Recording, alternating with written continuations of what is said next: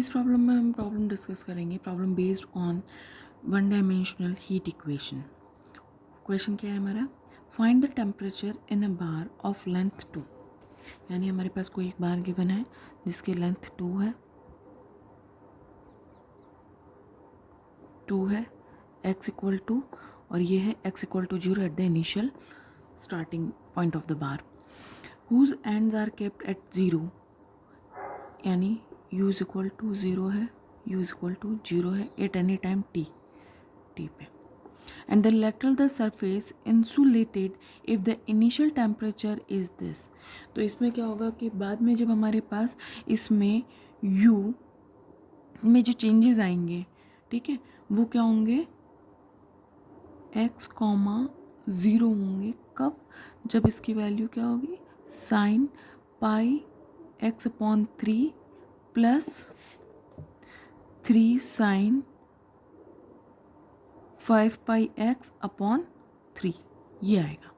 कब होगा ये, जब हमारे पास t इज इक्वल टू 0 पर, इनिशियली इसमें टाइम जब हमारा 0 होगा, जब हम इसमें टेम्परेचर देना स्टार्ट करेंगे उससे पहले। तो अब हम सबसे पहले इस इक्वेशन को सॉल्व करते हैं। सॉल्यूशन के लिए हमारे पास टेम्परेचर की बात हो रही है, तो वन डायमेंशनल हीट इक्वेशन की बात होगी।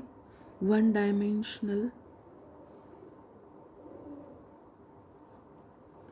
हीट इक्वेशन क्या होती है हमारी, del u upon del t is equal to c square del two u over del x square. ठीक है, तो ये हमारे पास इक्वेशन नंबर 1 हो गई।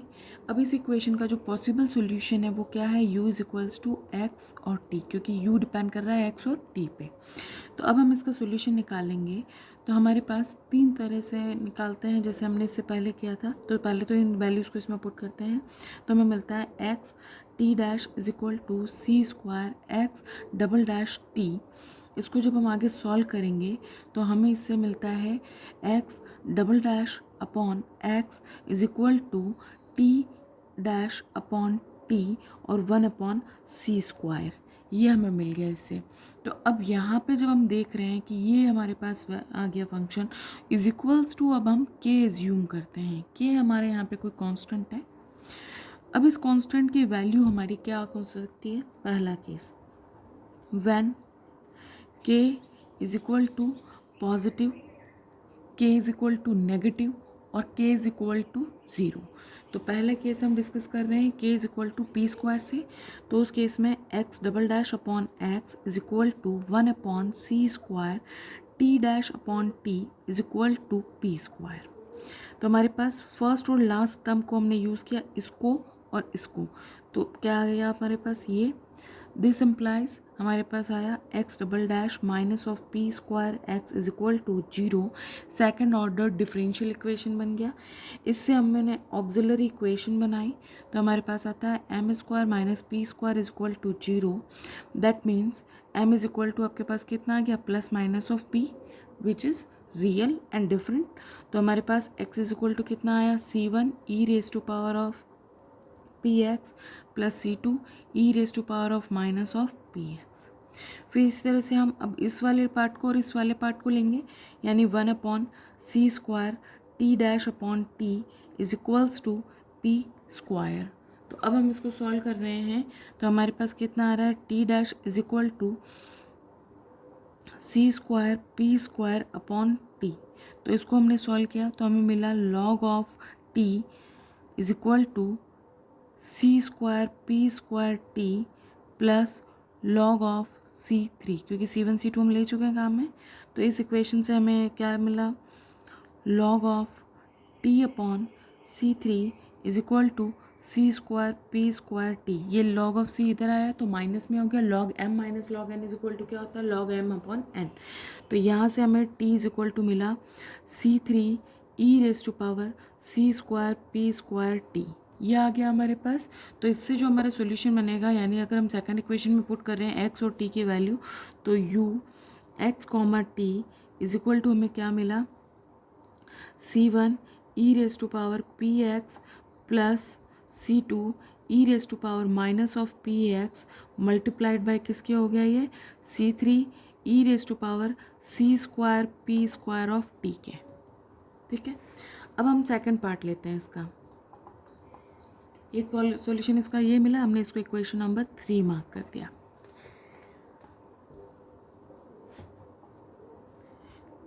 ये सॉल्यूशन मैं सिर्फ इसी में बता रही हूँ सो दैट कि एक बार और क्लियर हो जाए आपको। अगर आपने इससे पहले वाला वीडियो नहीं देखा है तो उसके बाद वाले में हम डायरेक्ट इस सॉल्यूशन को लेंगे, जो भी सॉल्यूशन हमारा इसका पॉसिबल होगा। तो फिर हम लेते हैं when k is equal to minus of p square. तो हमारे पास इससे जो सॉल्यूशन बनेगा x double dash upon x is equal to 1 upon c square t dash upon t is equals to minus of p square. तो अब आपने इसको कैसे लिखा, इन दोनों पार्ट को यूज़ किया। तो x double dash upon x is equals to minus of p square, this implies x double dash plus of p square x which is equal to 0। और इससे जब आपने ऑक्सिलरी इक्वेशन निकाली तो ये हमारे पास क्या आया, m square plus p square is equal to 0। That means m is equal to आपके पास कितना आ गया, plus minus iota p। Complex root है तो इसीलिए इसका solution x is equal to कितना बना, c1 cos of p x plus c2 sine of p x. फिर हम लेंगे इस वाले पार्ट को और इस वाले पार्ट को, 1 upon c square t dash upon t is equal to minus of p square, this implies t dash upon t is equal to c square p square minus में। तो अब हमारे पास क्या आया, इसको सॉल्व किया तो t इज इक्वल टू, हम डायरेक्ट लिख दें इसको, तो इज इक्वल टू हमारे पास आएगा c3 e raise to power minus of c square p square t, क्योंकि लॉग ऑफ टी आया, लॉग ऑफ कांस्टेंट आएगा, उससे हमें ये वैल्यू मिल जाएगी। तो इसका जो सॉल्यूशन बनेगा वो क्या बनेगा, u x comma t is equal to c1 cos of p x plus c2 sine of p x c3 e raise to power minus of c square p square t, ये आ गया। तो इससे ये क्या पता चलता है कि ये जो हमारा सॉल्यूशन आ गया है इस केस के लिए, माइनस ऑफ पी स्क्वायर के लिए, तो इसको हमने इक्वेशन नंबर 4 मार्क कर दिया है। अब हम थर्ड केस डिस्कस करते हैं कि अगर हमारे पास k की वैल्यू 0 हो, third case when k is equal to 0, तो x double dash upon x is equal to 1 upon c square t dash upon t is equal to 0। तो फर्स्ट और लास्ट पार्ट ये यूज़ किया, तो x double dash is equal to 0 is equal to आपके पास कितना आ गया, x is equal to c1 x plus c2, ये आएगा। इसी तरह से आपने यूज़ किया t dash is equal to 0, अगर हम इसको यूज़ करते हैं तो इससे हमें क्या मिलता है, t इज इक्वल टू कोई कांस्टेंट आ जाएगा 3। तो इससे जो सॉल्यूशन बनेगा वो हमारा आ रहा है c1 x plus c2 multiplied by c3। ये हमारे पास इक्वेशन नंबर आ गया 5। तो अब हम यहाँ बात करते हैं कि हमारे पास 3 सॉल्यूशन आ रहे हैं, तो 3 सॉल्यूशन में से कौन सा सॉल्यूशन हमारा करेक्ट होगा, ये हमें कैसे पता चलेगा। तो हम सबसे पहले फर्स्ट प्रॉब्लम को देखते हैं। इसको अगर यहाँ पे हम t की वैल्यू 10 टू इनफाइनाइट करते हैं तो u 10 टू इनफाइनाइट हो जाता है, तो ये सॉल्यूशन हमारा क्या है, इसका कंप्लीट सॉल्यूशन नहीं हो सकता। फिर हम बात करते हैं यहाँ पे, तो जैसे जैसे इसमें x बढ़ता जाएगा वैसे वैसे u बढ़ता जाएगा, इसमें t का कोई इफेक्ट ही नहीं होगा। दैट मीन्स ये भी सॉल्यूशन हमारा क्या है, पॉसिबल नहीं है। तो अब हमारा जो इसका सॉल्यूशन हम एक्सेप्ट करते हैं वो क्या होगा, सॉल्यूशन हमारा क्या होगा, u x comma t is equal to c1 cos of p x plus c2 sine of p x multiplied by c3 e raise to power minus c square p square t. ये solution ही क्या होगा, इसका acceptable होगा। तो अब हम इस सॉल्यूशन में ही इक्वेशंस को पुट करेंगे और इसको सॉल्व करेंगे। तो इसको मैंने हमारा कंप्लीट सॉल्यूशन मान लिया, तो मैं इसको वापस इक्वेशन नंबर 3 यहीं लिख रही हूँ।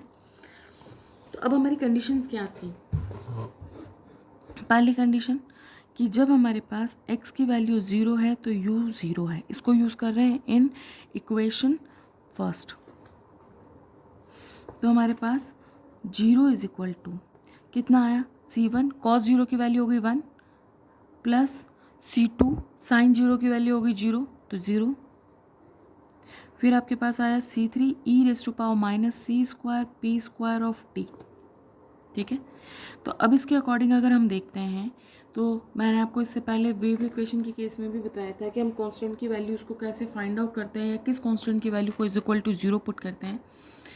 तो यहाँ पे अगर हम देखें तो यहाँ पे जब हम t के लिए कंडीशंस लगाएंगे तो हमें C3 की वैल्यू मिलेगी, है ना। बट ये इक्वेशन कब सेटिस्फाई होगी, जब हमारे पास C1 की वैल्यू क्या हो, 0 हो। तो इसीलिए अब ये वैल्यू हम C1 की वैल्यू किस में पुट करेंगे, इन इक्वेशन 3। जैसे जैसे आपको कांस्टेंट की वैल्यू मिलती जाती है वैसे वैसे आपको इक्वेशन में पुट करते जाना है, सो दैट कि आपके पास सारे कांस्टेंट की वैल्यूज़ फाइंड आउट हो जाए। तो अब आपके पास सॉल्यूशन किस फॉर्म में आ गया, u x comma t is equal to C2 sine p x C3 e raise to power minus c square p square t, equation number 4। अब हमारी सेकेंड कंडीशन यानी इस पॉइंट पे यानी जब हमारे पास x इक्वल टू 2 था, u इज इक्वल टू क्या था, 0। तो x equal to 2, u is equal to 0 पे इन इक्वेशन 4 हम ये लगा रहे हैं कंडीशन। तो हमारे पास कितना आया, 0 is equal to C2 sine 2p C3 e raise to power minus c square p square t, ये आया। ठीक है, अब आप देखिए यहाँ पे हमारे पास C2 की वैल्यू क्या होगी, नॉट इक्वल टू 0 होगी। क्यों होगी, क्योंकि जब हमारे पास जो हम फर्स्ट जनरल सॉल्यूशन निकालते हैं उसमें से अगर हमारे पास x के रिस्पेक्ट में अगर एक कांस्टेंट 0 हो चुका है तो दूसरा कांस्टेंट क्या होगा, नॉट इक्वल टू 0 होगा। तो ये C2 नॉट इक्वल टू 0 यानी इसके साथ वाली टर्म 0 हो सकती है, तभी इक्वेशन सेटिस्फाई होगी ये वाली। तो इसीलिए हमने क्या लिखा है यहाँ पे, sine of 2p is equal to 0। That means ये कब होता है, जब साइन 2p की वैल्यू किसके बराबर हो, साइन ऑफ n पाई के। तो 2p इज इक्वल टू कितना आ गया, n pi. So p is equal to कितना आ गया, n पाई अपॉन 2। ये आप इक्वेशन में किस में पुट करेंगे, इन इक्वेशन नंबर 6, ये 6 है सॉरी, इन इक्वेशन 6। तो अब आपकी जो सॉल्यूशन है वो डिफरेंट फॉर्म में आ गया, C2 C3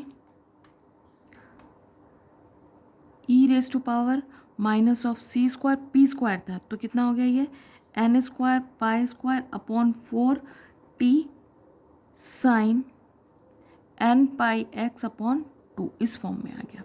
इसको अगर मैं जनरलाइज फॉर्म में लिखना चाहूँ तो इसको जनरलाइज फॉर्म में भी लिख सकते हैं हम, summation of b n sine of n pi x upon 2 e raise to power minus c square n square pi square upon 4 t u x comma t, ये आ गया हमारे पास। इसको हमने इक्वेशन नंबर मार्क कर देते हैं 7। ठीक है, अब हमारे पास इस इक्वेशन नंबर 7 से हमें फाइंड आउट करना है क्या, ये बी एन की वैल्यू को फाइंड आउट करना है। तो इसको कैसे करेंगे, क्वेश्चन में हमें एक कंडीशन गिवन है, eight the initial time T, initial temperature हमारा ये मिलता है, इनिशियल टेम्परेचर हमें इस फॉर्म से डिफाइन है। तो यानी हम इसको ये कहेंगे कि u x comma 0 is equal to, हमें क्या गिवन है, sine pi x upon 2 plus 3 sine 5 pi x upon 2, ये हमें इसमें गिवन है। क्वेश्चन में हमने 3 लिखा हुआ है, ये यहाँ पे करेक्ट कर देते हैं हम इसको, 2 है ये। ठीक है, 2 ये हमें गिवन है, ये कंडीशन क्या है हमारी, गिवन कंडीशन है। कब, जब हमारे पास t इज इक्वल टू 0 होगा। तो अब हम इस कंडीशन को यूज़ कर रहे हैं इन इक्वेशन नंबर 7 में।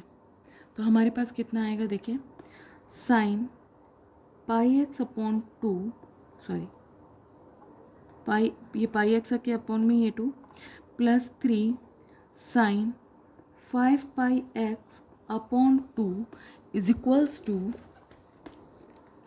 कितना आ रहा है, summation of b n sine n pi x upon 2, क्योंकि t इज इक्वल टू 0 हो गया तो e रेस टू पावर भी 0 हो गया, इसलिए उसकी वैल्यू हो गई 1।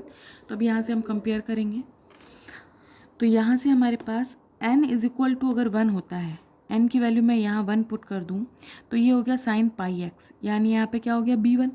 तो साइन पाई एक्स को इधर साइन पाई एक्स बाई 2 से कंपेयर किया तो b1 की वैल्यू मुझे क्या मिली, 1 मिली।